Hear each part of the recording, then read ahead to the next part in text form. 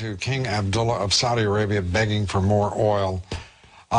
Being treated like the Democrats treat him. He was rejected outright. I mean, for a second time this year. Why would you go there if you didn't know the answer to the question?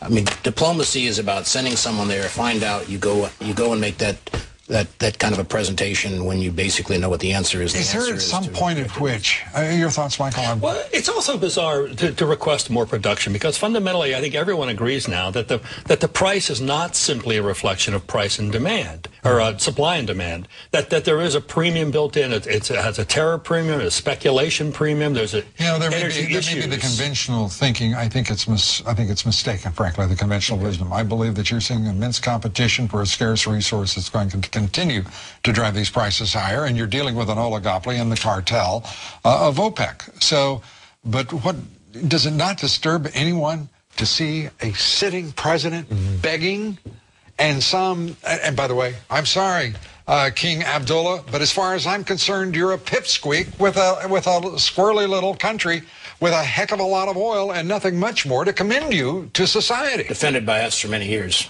Yes. And underwritten by us for many years in many ways. So what in the world? Okay, I'm tired of the rhetoric from the Democrats. I'm tired of it from this ridiculous excuse for an administration.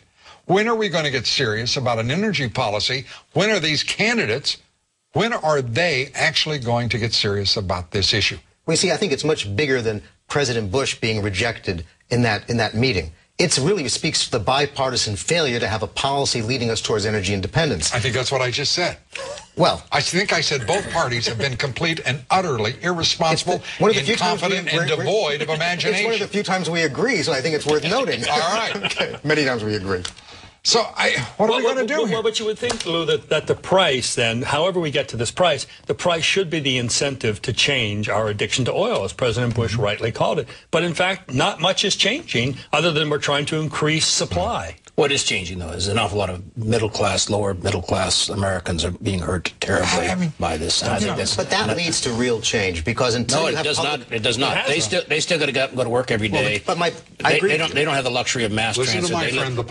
They live across this country, and they are struggling and they are suffering. The guy's going to drive to the Hampton this summer, and their helicopters are not going to be affected. But the guy in Nebraska, the guy in Missouri, I really believe this is one of the things that's going to come out in this election, because I want to watch these cute little geniuses who are running these campaigns. When they figure out just about, I'm going to figure it'll be sometime around the end of September, that they haven't got a clue what's going on with this country and the American people. And we're going to see, all of us in this country, that the national media has accepted just about the same deficit of understanding with the American people. And you're going to see, I think, a seismic shift here that's going to surprise the candidates of both parties. And that goes back to my point. That's what's going to lead to change. The American people are going to demand change. They're going to change demand. I'd love to see is get rid of these idiots running these two political parties, and somebody start focusing on the needs and the desires of the American people. And you're going to explain the rest of it perhaps next week. Thank you. Would you do that for us? I'll be proud to be here. Robert, thank you very much. Michael, thank you. Thank you. Ed, thank you very much.